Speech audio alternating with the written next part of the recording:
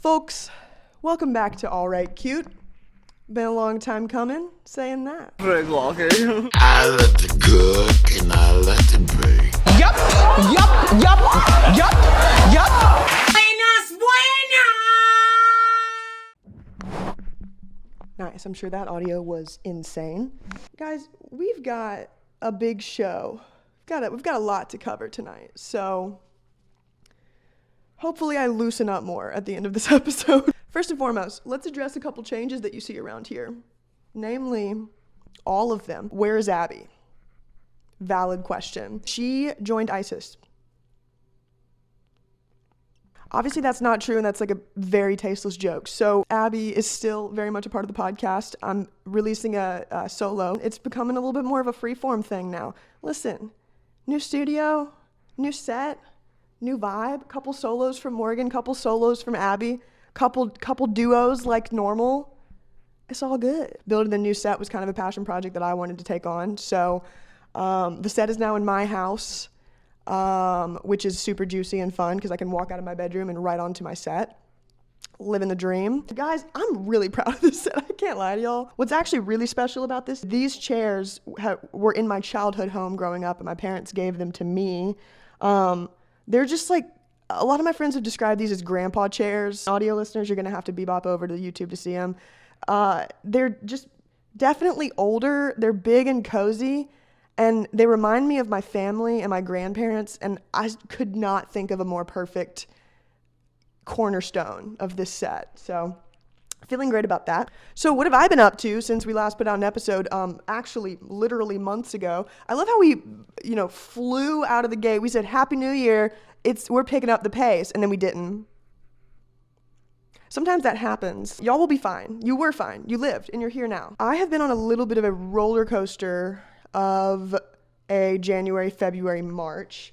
I've been through a job change. I've been through a birthday. I've been through all sorts of stuff. I have to say that the majority of when we were gone in this big hiatus that we took, February and March, I don't know if anyone can relate to this, but I have felt like I am so in flux right now. And I don't even know if that makes any sense. What I mean by that is I feel as if my entire essence is like becoming something new right now. And maybe I sound super dramatic and insane, but I went through a lot of heavy stuff last year, have made a lot of drastic changes in my life this year, all for the better. And I almost feel as if now in the last couple weeks, I'm starting to finally kind of feel the benefits of all the work that I've put in. I've been, as I've touched on in previous episodes, working on myself in therapy, journaling constantly, learning how to meditate, really just trying to take my lifestyle for myself. I've had issues in the past with living for others. I think a lot of people can probably relate to that. So what I am doing is working on that, and I'm feeling good about that. And genuinely, starting like around my birthday, which isn't that suspicious, I started to feel better. I kind of felt like the gloom from January and February was gone. When you say stuff like that, it's like, is the gloom gone or did the sun just come out? Jury's still out. I started to kind of feel a fog lift and I started to feel more creatively driven. I put this set together. I started writing segments and ideas and bits for the podcast for the future like crazy. So what I want to assure y'all of is that this podcast is certainly going to be continuing. I have so many thoughts in my silly little mind, and I am going to now plague y'all with them. My parents were in town briefly for my birthday around the middle of March. My birthday was March 19th. I turned 26 years old. That's a weird age. My parents were in town, and we had this moment. It was really sweet. I was, as I said, I was kind of going through it a little bit, so my parents came in town as like support. I'm extremely close with my family. Love hanging out with my family. It was exactly kind of what the spirit needed, having my family there. And there was this moment that happened with my mom that was like one of the purest things I've ever seen and was literally a model for me of like how I would like to love and be loved by someone. And not to be like super sappy and gay on this, but I just like, I thought it was so important to tell y'all about this because I think it's important to hear about stuff like that in times like this. We had been sipping on some Jack and Coke. That is my parents' drink of choice. Yes, they are animals. We had like maybe two, nothing crazy, but we don't really ever go crazy. We're like unsurprisingly very chill, boring people. But we'd had a couple sips and we ordered samurai sushi. I don't understand why my mom, because the thing is, we have exposure to decent Asian food in Tuscaloosa. That's why this baffled me when my mom tried samurai sushi and was like, this is the most unbelievable Asian food I've ever had in my entire life. I was like, samurai sushi, girl? Like, it's not revolutionary. It's good, certainly, but it's not, Anyway, she loves miso soup. One thing about Pam DeWitt, she loves miso soup. And we're going to talk more about Pam DeWitt later in this episode. Y'all just buckle up. Pam tries the miso soup from Samurai Sushi, and she instantly is like, this is the most unbelievable miso soup I've ever had in my life. Granted, every time I've gotten her a miso soup from anywhere in Nashville, Maru, East Nashville, Samurai Sushi, Germantown, we went somewhere else, she has said every time that it's the best miso soup she's ever had. So I think that's just something we need to expect from Pam. She tries this miso soup and is like, this is the best thing I've ever had in my life. Your father has to try this. Meanwhile, my dad is upstairs on the balcony, like hanging out, like having a cigar, watching like March Madness at the time. He has made it explicitly clear that he does not want any of our food, right? He ate earlier, something else. He was out and about. He was like, don't bother me. I'm having introvert time. We do that in our family. It's a very normal thing and we love it. Anyway, mom is like, dad has to try this. And I was like, Lord have mercy, woman. Like, what? Why is it genuinely that good? Like, why does he have to try it? Explain it to me. And she's like, well, it's delicious and I don't want to enjoy something without him also having a taste of it. Now, if that ain't the sweetest thing your heart ever did hear. So moving on, I have been playing a lot of Fortnite. This is something that I'm not loving admitting. I got into Fortnite because of Mrs. Abby Griffin, shout out. Literally back in like 2019 and early into the pandemic, she was playing Fortnite with a bunch of people and I made a bunch of friends and I just was so late. I don't know. I wasn't gaming up until like 2019 because I was cool. Anyway, I was super late to gaming culture, so I didn't even realize that this isn't just like a bunch of incel nerds sitting in a room, being completely antisocial, playing like Zelda all day. No offense to those people, maybe offense to those people, but this is like you can be on with your friends and like, if anything, you're mostly just hanging out. You're not even really paying attention. You're mostly just gossiping. At least that's what we did. I'm sure some people probably take playing the game very seriously. Anyway, I bought myself a PS4 back in 2019, have had phases with Fortnite since. This is not something I'm super public about, and I will go more into detail on this in a later episode, but as of March 18th, I was a year clean. If any of y'all know anything about getting sober, you know that you're going to have lots of phases of very different, very specific and niche obsessions. So one of those for me has been Fortnite, and Fortnite has never let me down. I love to just sit in that little gaming chair in there that I bought for Christmas. I sit in there. I said, parents, that's all I want for Christmas is that brand new gaming chair. It's a Dowwinix.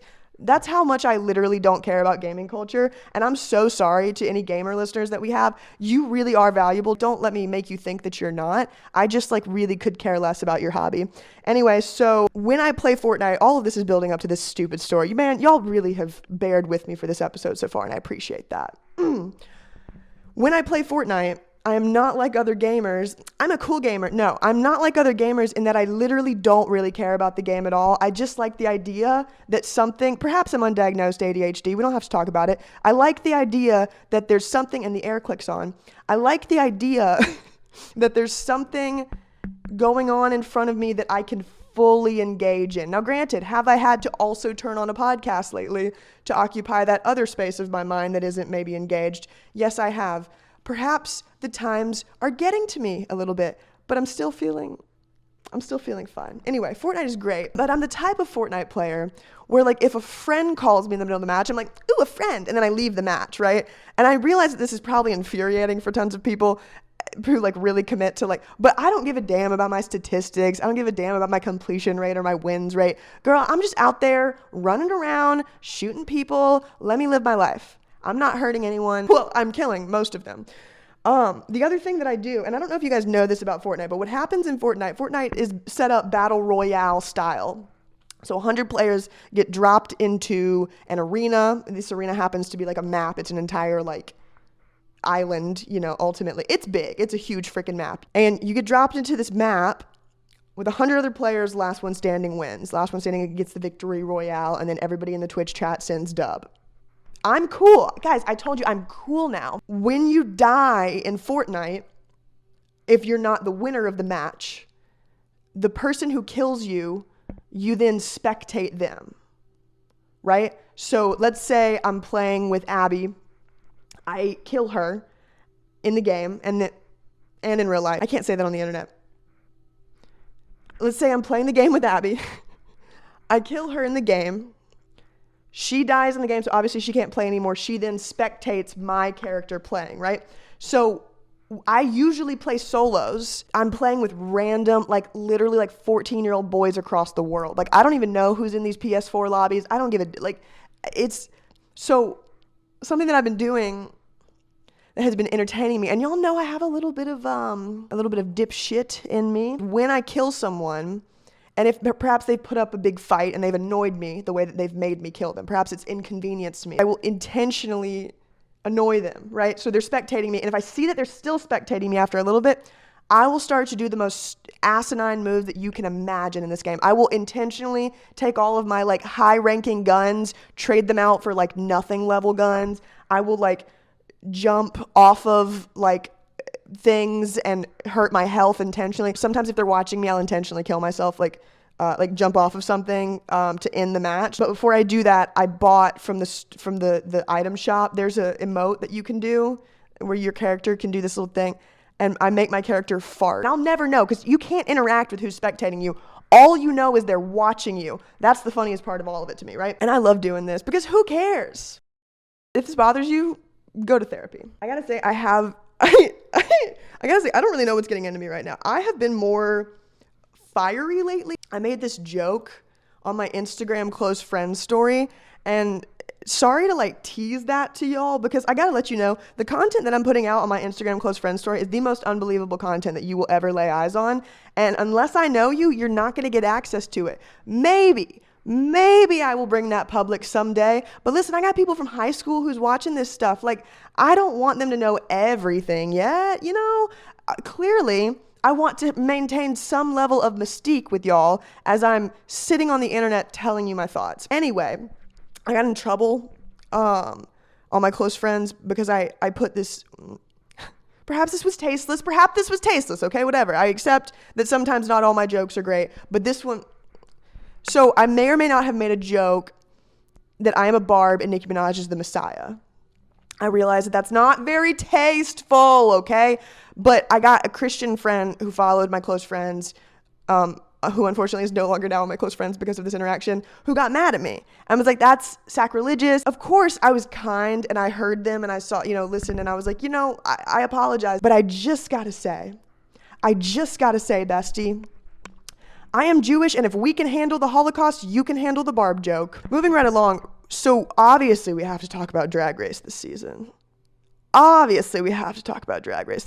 I think we can agree that maybe this is like one of the best seasons so far. No, what a gay thing to say. This, in my opinion, is one of the best seasons so far. Granted, I'm new to being a fan of the show. Anyway, who do I think will win? So our top 4 is, and guys, if you're not a fan of Drag Race, I'm so sorry, but this is my podcast, not yours. This bit will literally take me like 6 minutes, and I promise there'll be something in here that you can listen to. If not, just keep fast forwarding until you hear me stop talking about gay shit. So the final 4 in this season: Anitra, Sasha Colby, Mistress Isabel Brooks, and Lux Noir London. These women, I need a sip of water after that. Jesus Christ. These women, I mean, talk about a top 4. I have some thoughts on this, and I think I find this to be interesting. I find RuPaul's Drag Race to be interesting because if y'all know anything about me, y'all know that I am fascinated by sociology, by culture, by what makes the culture, by what decides trends in the culture. I'm especially fascinated by cultural differences among generational gaps. All of these things are interesting to me. You can say that RuPaul's Drag Race is a culture maker, is a culture definer. Because drag is a culture maker and a culture definer. Before I get into all that, who I think is going to win. First of all, the fact that they're all acting, and maybe not even acting, the fact that they all seem like very good friends is a beautiful thing to see. It's new for this competition to not have at least a little bit of like anger somewhere. Anyway, I think Sasha Colby's gonna win because how could she not?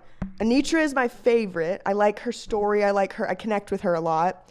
Lux and Mistress are like drag like we've never seen before. I mean, it's just like they're unbelievable. All four of them.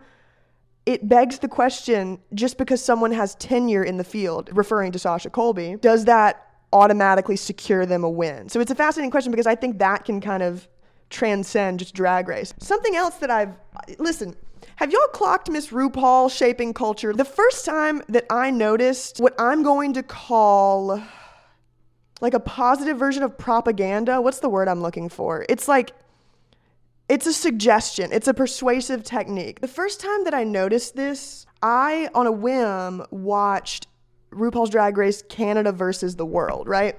So it was a sort of all-stars. And I noticed that a lot of the conversation was around terms that I think the left would deem politically correct, terms that just really being like very careful around identity and around stuff like that. I was fascinated. Pretty much all of Canada versus the World was just like politically correct definitions. Like it was like so much to the point where even I, like a Democrat, a liberal person, whatever you want to call it, I lean left, look at me, I'm Jewish, I'm gay, of course I vote Democrat.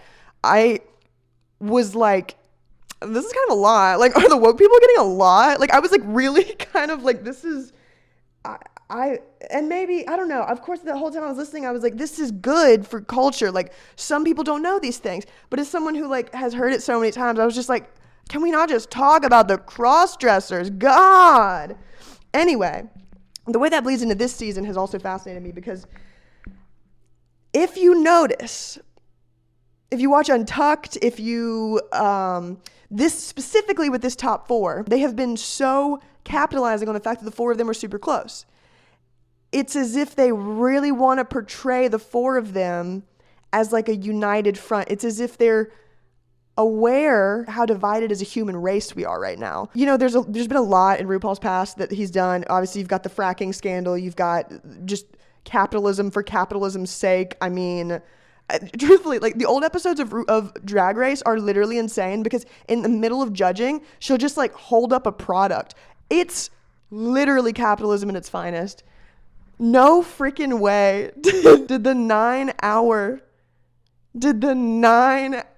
ambient thing that I forgot to mute this whole time just turn off just like that. Wow.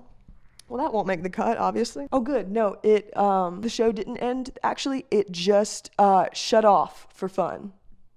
Don't you love that? The fact that that's going to be that ambient background noise, and I'm telling y'all, it's literally right there. It could not be more right there, and I forgot to mute it. And sometimes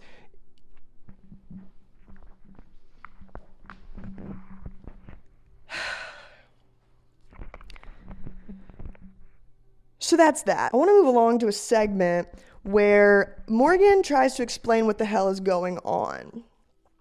What I mean by that is, as y'all know, I'm really into weird esoteric stuff. I have not hidden the fact that I like conspiracy. One of the reasons why I'm into that is because I just want to know what's going on.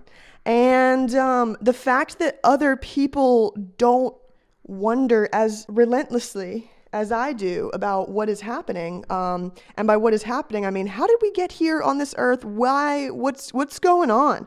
How does that not plague y'all more? does it and I just like am the one who talks about it, or like what are our thoughts on that? You know what I mean? Because you can't just like apparently, and I've learned this recently, apparently it's like very weird to go up to someone and be like, so what do you think we're doing here? What do you think your purpose is? Like, that's not like something that you can just ask the average person. Of course I knew that, but I'm like, oh, why can't it be? Because is that not what we're supposed to be going through?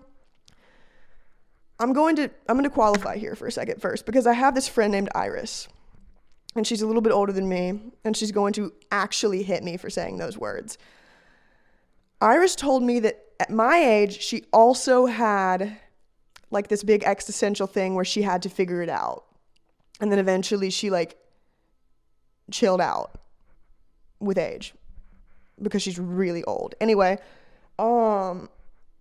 perhaps what y'all are witnessing literally live on the internet right now is me just having like an existential crisis in my mid-20s. Perhaps, maybe even darker. Everyone goes through this. I'm literally not normal at all. Nothing I'm saying is profound. That's actually a fear of mine. I suppose profundity is subjective to the receiver. What if I'm up here thinking that I'm like explaining existence to y'all and I'm literally just like, berries are blue? Something that has been plaguing me lately, something that I have been thinking about a lot lately, and I touched on this on the Men Can't Drive podcast. Shout out to them.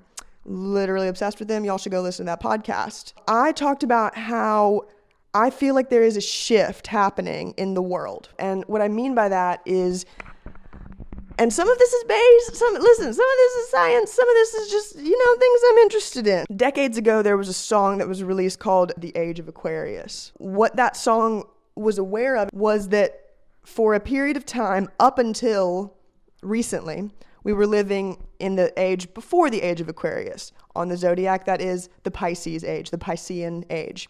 What we know about Piscean energy in astrology, in spirituality, in all these studies, and before y'all come at me for acting like astrology is science, astrology is an ancient science. Obviously, going into, how it can affect your personality and whatnot, that can be a more subjective thing. Duh. So what we know about Piscean energy and the Pisces age is that Piscean energy is masculine. It is analytical. It is logical. Aquarian energy is feminine. It is about healing. It is about learning. It is about evolution, growth. We are leaving a masculine, fear-based, we have left at this point, a masculine sort of fear-based era, and we're moving into this more feminine healing era, right? So what I'm about to say, I need to fact check, but I was listening to a podcast, and they said something about how in 2012, obviously we all thought the world was going to end. It didn't, but what did happen was that the Earth crossed a specific point, latitudinal point in the universe that changed our energy and it changed our vibration. When I heard that, I put that two and two together with, how I've been thinking about how masculine and feminine energy is just so like its most intense version right now, My guess, something has happened in terms of our legitimate like polarity and our like the Earth's position in terms of, where it is in the universe. Something has changed so drastically that the energetic underpinnings of that masculine society are falling away and being replaced by the feminine. So what happened after 2012 that I think is interesting and supports this theory? The Me Too movement. The rise of TikTok and the rise of healing and talking about therapy and the divine feminine, the rise of just kind of spiritualism in general, and how Gen Z specifically has taken to spiritualism and is now studying things in that realm, myself included. This isn't an unusual topic. All these things that I'm saying, I think, and I think previously these would have been really weird things. To conclude all of this, to wrap all this up in a bow, the point that I'm making is that masculinity as an entity, you'll notice that it feels almost as if men maybe are worse right now. And that's a lousy thing to say, and it's never fun to generalize, and I acknowledge that, but masculinity is being toppled more or less in the energetic sense, in the cosmic sense right now. So masculinity innately is a warrior essence, strong energy essence. So when you question it and when you start to topple it, of course it's going to bark back. So what I ask you is, have you noticed that masculine energy right now, specifically unhealed masculine energy, because I'm not talking about all men, because you literally can never generalize. That's just dumb. What I ask is that if you have noticed lately, and this goes for literally everyone, I'm not specifically speaking to women, when you are speaking to a masculine person right now, do you notice that you can tell if they're healed or if they're like not, like really quickly in conversation with them? Femininity right now and femme people seem to be like just really kind of in their era right now, collecting their coin. Love this for my femme, sisters. But I also understand that this is a pendulum swing, and this is we're going to lean more towards the feminine route. I have a feeling that our society is going to look extraordinarily different in approximately 10 years, and that is just my prediction. I think we're going to see a lot of encouragement towards staying in your home and having experiences in virtual reality. It's specifically in your home. There's going to be a lot of really cool things that you can do. And I don't think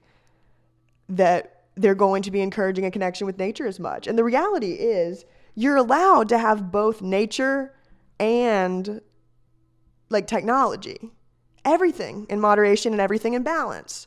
So like do both. If you were a gamer and you're like, oh, I'm worried that I'm like losing my connection with nature, then go outside a couple times. You'll be fine. You know what I mean? If you're like a nature person, but you're afraid of being left behind and you notice that by being a nature person, you're chronically poor, join us in the real world for just a little bit and earn some money and keep sustaining that groovy lifestyle. Everything is good and balanced. That's just how I feel about how it's going to be to get through all of these. So needless to say, there's a lot going on in the world right now. We've got the drag bans in Tennessee, here where I literally live. We've got gun violence going on. I am not even remotely qualified to speak on those topics. Regarding the drag ban, I encourage you all to go watch Trixie Mattel's YouTube video where she talks about specifically the drag ban while she gets in drag. But don't listen to me. Just kidding. You're literally listening to my podcast. While we're on current events, let's talk about some news, shall we? What happened a couple days ago was that whole fiasco where I guess Taylor Swift and her man broke up. Listen, I like Taylor Swift. I think she's fine. I think y'all are crazy about this woman. I think y'all are out there in a different planet. Listen, Taylor Swift is great. But I witnessed people cry and scream at the top of their lungs over this breakup. And I just like want to examine what that means perhaps like for our culture. So moving right along, other just like super hot news right now. We're like really stoked for this, like to the point where like people were trying to get leaked content from the set when it came out. Like this is a fascinating thing. Morgan is referring to the new Barbie movie with Margot Robbie and Ryan Gosling. Ryan Gosling, who plays Ken, said that he was made to play this role. That's a different level of delusion right there, my guy. Moving right along, Stranger Things star Millie Bobby Brown is now engaged to this Jake guy. She's 19 years old, engaged, and the big internet joke is everyone thought she was 11. Being alive is fine. So lastly, I want to revisit Pam, my incredible mother, one more time, because this podcast is going to be seeing a lot of guests coming up very soon. I would like to run y'all through this thread. I have taken it upon myself to make a log of things that my mother has said in one massive Twitter thread. This Twitter thread is called Questions My Mom Asked That Seem Rhetorical But Are Not, because she is a Jewish mother who wants answers. This thread started on November 22nd of 2020, deep in the pandemic. And it has gone on to this day. So I'm just going to run y'all through some of my favorites. First and foremost, Morgan, why is so-and-so's Wi-Fi broken? I can't hear her. This was on a Zoom call. Morgan, why have you been coughing so much lately? The smoking. Morgan, did you honestly think I was going to follow the recipe? 8 episodes into Bly Manor. Which one's Jamie again? We were watching The Crown. Morgan, we need volume. And then 2 minutes later, Morgan, why is it so loud? This was right before they were going to leave for a vacation, and I was house sitting for them. Morgan, do you think the house looks okay? Like, if someone robs the house, the police have to search it while we're gone, does it look nice enough? This one's one of my personal favorites. Morgan, can you fix my Walmart app? This one is my favorite. This is a screenshot of an email from my mom at 6:15 in the morning. She had just gotten a new laptop. The screenshot says, "None of my Word docs are on my new computer, question mark, question mark, question mark." That is the entire message. Morgan, do you know if this Chinese restaurant has sweet and sour sauce? They probably do, but I don't work there. I love her. Don't get it twisted. I love this woman more than life itself. What's their new dog's name? Sybil? And I said, Mom, it's Luna. And she said, oh, I was close. Oh, this is a really good one. This was, I believe this was in the middle of a family dinner, and it's in all caps because she did yell this, "Hey Siri, can CBD kill you?" She needs answers. She needs answers, and I understand that. This was on a phone call with my mother in 2021. Hey Morgan, do you remember when you almost made a C in high school ceramics? Wait, hang on. I'm actually going to go try to meet the new neighbor. I'll call you back. She did not call back. She does this all the time. This is Pam Core to a T. This is a screenshot of my text with her. She said, "Did I tell you that so-and-so passed away?" And the very next text is a TikTok. I asked Mom, "Do you love me?" And she said, "Of course, heathen." Fills me with confidence. This is Mom absent-mindedly speaking to us while, checking something on her phone. I'm going to make sure that I do this in her accent. "I hate some of these spam emails I get. Infected toes." We're not sure what that one fully meant. And this one is the most recent one. This was from August of last year. She said plenty of stuff. I've just been going through it, so I haven't added anything since then. But this is a really good indicative one of what's going on in our family lately. Hey, Morgan, will you ask Dad when he's getting home? He needs to refill the hummingbird feeder. If the food gets low, the hummingbirds tap on the window asking for more.